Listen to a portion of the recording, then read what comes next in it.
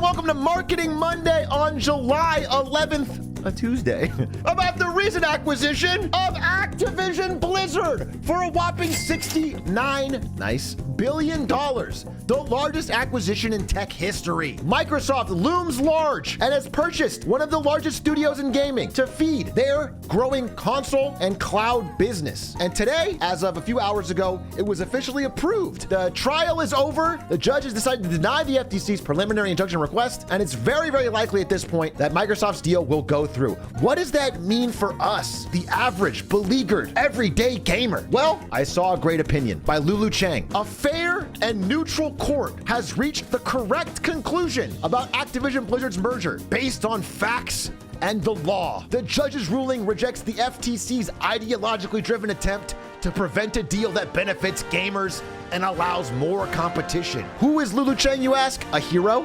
Sure, but maybe more accurately, the CCO and Executive Vice President of Corporate Affairs at Activision Blizzard. But she is the best judge of whether this was true and fair. And I saw in my YouTube feed this morning a lot of videos with thumbnails like this. And because I'm easily influenced by memes, I did not want to be the crying Sony Wojak on the right. I want to be the cool stay mad Xbox guy, dude. I don't want to be like these Sony fanboys. Despite the fact that I'm a PC gamer who doesn't play either, I don't want to be even associated with the stink of these Sony shills. I want to be this cool guy with the crown. And so when I saw posts like this from Jesse Cox, a 15-year games journalist, who said, "Explain to me like I'm 5 how the Microsoft acquisition is a deal that benefits gamers and allows more competition. How does fewer and fewer companies owning more and more do this? What is the benefit to the gamer?" I realized this guy is a Sony shill.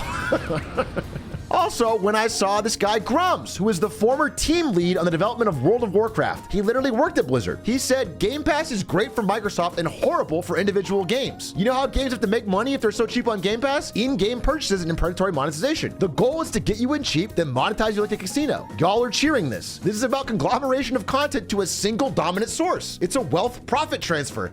Yeah, brother. Sony shill, dude. And so I started to figure, wait, how high does this Sony shilling go? I don't want to be part of this fucking terrible system. And the FTC is the US government, basically. Is Joe Biden a Sony shill?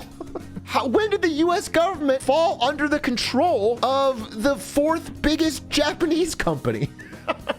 My original presentation today might have mentioned things like the fact that the judge's son was a Microsoft employee just hired right before the trial. And I might have thought, that's a little weird. Maybe she should have recused herself, as is normal judicial ethics. I might have mentioned that all of this angrily deriding anyone who is against the merger of one giant corporation with another is a bit of bootlicking. I might have said that. But I don't want to be Joe Biden. I don't want to be a Sony shill here. So instead, I decided to actually look, and I'm not kidding, actually look into why so many people on the internet who are regular everyday gamers feel so strongly about this. And I found 3 of them, and I think I kind of nailed it. So here it is. Number 1, we all hate Bobby Kotick. We can all agree Bobby Kotick, kind of an asshole. And we know that if Microsoft buys Blizzard, he's out. That's a pretty good reason.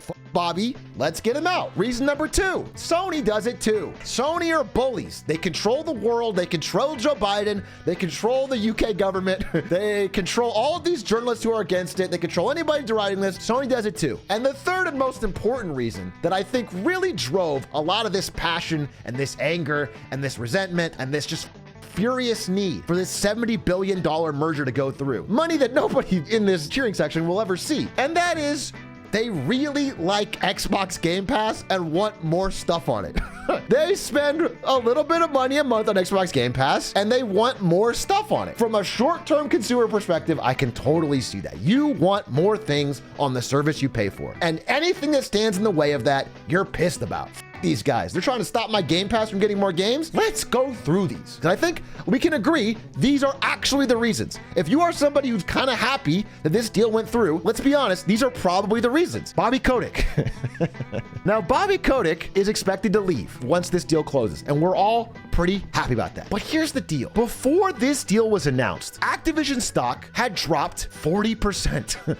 They had lost 30 billion of market cap. Right around here, there was already calls to kick him out. He had mismanaged the company. There was sexual harassment lawsuits left and right. There was delays on Overwatch 2 and Diablo. People were already pissed. And instead of this guy getting the boot out of the company as the shareholders revolted, instead, he stands to make a $400 million payday because he pawned the whole company off to Microsoft. So instead of this guy getting some tiny semblance of justice for f***ing over a lot of franchises we love and a great company, instead he becomes one of the richest people in the world and walks off into the sunset. That would frustrate me. But okay, that's a small one though. That's a small one. The second one is that Sony does this too. And again, from me, you will find no disagreement. I am not part of the console wars. I'm a PC gamer. Actually, Sony's a little bit worse for me because they don't put all their games on PC. Sony has tried every trick in the book as well. For the long time they've been in business, they try to get exclusives. They try to lock down things away from their competition. They try to work with stores back in the day to push Sega consoles in the back and PlayStation in the front. They do everything they can as well, but there's a difference. You see, remember in this post I showed earlier where Jesse Cox was complaining, y'all are acting super defensive over $1 billion corporation. That was funny to me when I saw that. That was kind of funny because Microsoft is not $1 billion corporation. Sony is not $1 billion corporation. Sony's a $100 billion corporation. Microsoft is a multi-trillion dollar corporation. And I want to kind of give you a scale idea of that because I think it's very tough to understand. So I use the literal scale. So this is Microsoft on the left and it is bigger. We know that, a little bit bigger than Sony on the right. It's bigger. But I figured, okay, what could adding Activision Blizzard really do to change that? Not that big. So let's make it even. You know, let's give Sony some things to balance it out because Microsoft's bigger. They're going to get Activision Blizzard. So I gave Sony Netflix. Imagine if tomorrow Sony merged with Netflix to become a bigger company to fight Microsoft. Well, it turns out they would still be a little bit smaller than Microsoft. Sony plus Netflix, still smaller. Whatever. Then I gave them Mercedes-Benz. They're not quite there. Then I decided we don't have a lot of time for this in Marketing Monday. So I gave them Boeing, Nike, Disney, Verizon, Walmart, McDonald's, Starbucks, Coca-Cola, and Raytheon, and ExxonMobil. And they were still smaller than Microsoft by one full Sony. The difference in market cap between a $2.5 trillion company and a $110 billion company is fucking massive. And that's how I finally got to use my whiteboard. Let me show you. This, and move this. This right here is the size of Activision Blizzard. You'll notice it's basically as big as Sony, a $110 billion company. This, it actually cuts off. This is Microsoft. Each one of these is a Sony. So when you talk about Sony doing the same thing, you must understand these companies are not playing in the same league. They're not able to do the same things. The things Microsoft are doing, like buying Activision Blizzard for $70 billion, are things that are literally impossible for Sony. And it is creating a level of concentration that was previously not possible. And because Microsoft has a rent-seeking own of basically the operating system and office productivity software markets, they can use all of the money they make from those industries to subsidize a losing business in gaming in a way that Sony absolutely cannot. And no other company outside of like Amazon or Apple could even be close to it. I just wanted to give that picture. Also, during the trial, this exact conversation was found out in the leaked emails, or like the revealed emails, where Microsoft executive Matt Booty, which by the way, funny name, said that we, Microsoft, are in a very unique position to be able to go and spend Sony out of business.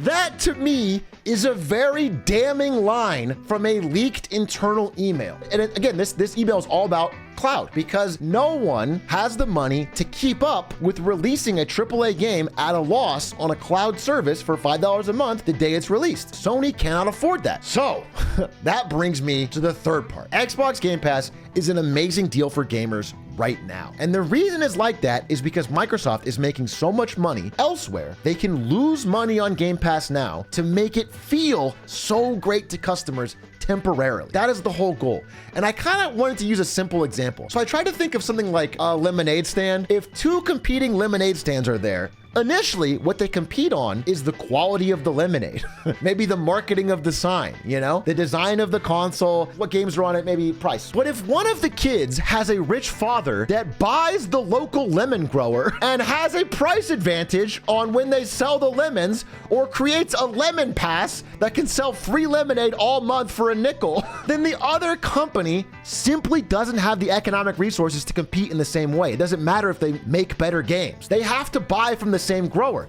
And even if this little kid promises, hey, even though my dad bought the lemon grower, we're gonna sell you lemons, don't worry about it. It creates a lot of headaches for their competitor, because their competitor might, like, for example, want to talk to the lemon grower and tell them their future plans to forecast upcoming demand. Like, hey, we're gonna actually reveal a new flavor in 2 weeks, so we need a better supply of lemon. Well, now that knowledge goes back to this guy. For example, what exactly will happen if the biggest game in the world, Call of Duty, is owned by a competitor? Now you can't tell them, hey, we're launching the PS6 in, 6 months and it's gonna have these specs, because now that information goes directly to their competitor. And Sony makes a big chunk of its survival revenue from PlayStation on selling Call of Duty. So even if Xbox agrees for the 10-year deal to keep Call of Duty on PlayStation, it creates all sorts of headaches and risks and competitive dangers, because now Sony can't tell them about upcoming consoles to get things built that are feature specific. Like, just for example, imagine this with something like the motion controls with the Wii. They can't say that ahead of time to their competitor to get stuff built for it. So it puts them in a huge risky position. So even if Microsoft says, hey, you can have Call of Duty, like, we're gonna put it on PlayStation, what they can't do is put it at the same incredibly low, artificially low price, because Xbox can take the loss. Sony can't afford that. And as has been shown throughout all of recorded human history, whenever these subscription services get a critical mass of users, they start raising prices. And the deals that were previously fucking amazing, like, remember early Uber? Remember when Uber could drive you anywhere in the city for $5? You remember when Netflix used to cost $5.99? Well, now it doesn't. Netflix knows it can. This is the fundamental way they do that. Small incremental price changes over time. And I think we should just be clear that neither of these companies is your best friend. Neither of them have your interest at heart. And both of them want to do this, but only one of them has the financial resources from a massive unrelated industry to make it happen. One is so much bigger than the other that we have to be on our guard. We have to be a little more discerning. And guess what? Even now, it's already happening. This is before they've even started to begin their plan. The Game Pass price hike is already coming. And this is the beginning. This is not even phase 1. Imagine later. I just want people to fucking think a little bit longer term than the shiny thing right in front of their face that a company promises them. If a company spends $70 billion on something, you have to understand they expect to make that money back. They are not doing it because Sony are bullies and we want to be heroes. And so that leaves us kind of here. And again, I cut off a part that I did want to mention, which is that the launch of the deal hinged over a very small thing, I think, in my mind, which was Call of Duty. Basically, it all relied on, the judge thought it was all about Call of Duty. And the FTC was trying to make the case like, this is bigger than that. This is about a suite of franchises being used to subsidize a cloud service long term. But the judge kind of focused it all on Call of Duty. And Microsoft did a really good job of saying, hey, listen, Call of Duty, we're gonna share with everybody. Don't worry about that. Everyone's getting it. That's not the whole picture. And I also want to say that if we had memories longer than a goldfish, we could flash back to just, like a year ago, 2 years ago, when they bought Bethesda, and then in the same early FTC inquiry from the European Union said, hey, we're gonna do this case by case, but we don't foresee having to make any of this stuff exclusive. And then the second the spotlight was off them, they have announced that basically every Bethesda game going forward is going to be exclusive. It's like they have a fucking track record of saying whatever they need to say in the moment when the attention is on, and then changing their mind later when nobody cares and nothing can be done about it. It's already gone through. And I think that should weigh on the judge's decision. But the fact that her son worked at Microsoft maybe switched her mind. And so back to this, where are we now? Where are we as of today? What does this mean? Is there anything happening going forward? Well, first, now that the US has stepped down or basically been blocked, the only major market that did block it was the UK. The UK very openly and cleanly and plainly stated that this is not about Call of Duty. This is about cloud gaming. This is really risky for the future of gaming, and we're gonna block it. The UK blocked it. And it's pretty rare. Despite people think like a government choosing to block a merger is unpopular with like every rich and powerful person. They're doing it only for the benefit of consumers. Unfortunately, they are actually Sony shills. And thankfully, Microsoft kind of pwned them after the fact. So now that this has gone through, Microsoft basically said a lot of things that you'd think a company wouldn't be able to threaten a country with. But when you're a company this powerful and you can bully countries that are on the back foot like the UK, they basically said like, hey, this is the darkest day in 4 decades of Britain. And if you want jobs, you better think about changing your competitive market authority. And the message is clear. We're going to go to the EU and start a business, even though this is not starting a business. This is buying a business that already existed for decades for $70 billion. But okay. And with these threats, the UK has gotten scared. The giant corporation has successfully bullied a government into looking at the deal again. So instead of the UK being the one person blocking it, it's now looking like almost nobody will block it is the real possible answer. But I want to say this. I am still proud of the government for trying to stop this deal. Even if for whatever reason they can't stop it because Microsoft has a ton of power, I am still proud of it. Because if you look at the history of antitrust law, even attempts to block mergers have positive effects for consumers. For example, in the 90s, Microsoft again, which was using Windows to win the browser wars and kill Netscape and all its competition and basically bundle everything with Windows that no one else could win, was sued for antitrust. And the government did not win that case. The mere threat of it allowed Google and a ton of other tech companies to actually rise up from that open space. And if that had not happened, then we would have only Microsoft now instead of at least 5 tech companies. There is a benefit to even trying to break up these massive, powerful corporations. In this case, Microsoft was just going to buy Activision and be done with it. But because of the threat of this government case, after the lawsuit started, signed deals with Nvidia to put Call of Duty on their cloud service and with Nintendo to put Call of Duty on their new console. And these deals would not have happened if Microsoft was not trying to show to the judge, hey, we're good, we're friendly. Even this stuff is small steps to be more pro-consumer because the government tried something. We've had decades of the FTC doing nothing, and now they're finally trying. They're not winning yet, but they're trying, and it helps us. I do want to say a 10-year deal is still actually kind of iffy. I know it seems like a long time, but Call of Duty has been around for 20 years already. Xbox is still playing a longer game than we think, but I think my overall point, if I had to sum it all up, is that I think letting very big companies get even bigger is something that we should always be naturally suspicious of, no matter who it is. It's generally not good for everyone outside of that big conglomerate. And I mentioned this guy previously on a Marketing Monday, and it's this guy named Louis Brandeis, who was a Supreme Court justice, who was one of the pioneers of antitrust law, wrote a lot and did a lot of fighting, exposing corruption, fighting railroad trusts. In my mind, one of the coolest people that's ever been part of the judicial system. He has an iconic quote: Americans should be under no illusions as to the value or effect of price cutting. It is so simple and so effective. The far-seeing organized capital, in this case Microsoft, secures this means by cooperation of the short-sighted, unorganized consumer, in this case all of us online. We see the shiny Game Pass for a low price now, and we agree to whatever the big multi-trillion-dollar company wants. And that is to our own undoing. And so the only thing I can say about this is that Louis Brandeis was a Sony shill, bro. This guy was a classic Sony shill. How did they get to him? This guy's in the pocket of big Sony. Holy fuck, another shill, dude. And that, ladies and gentlemen, is this week's Marketing Monday. Check it.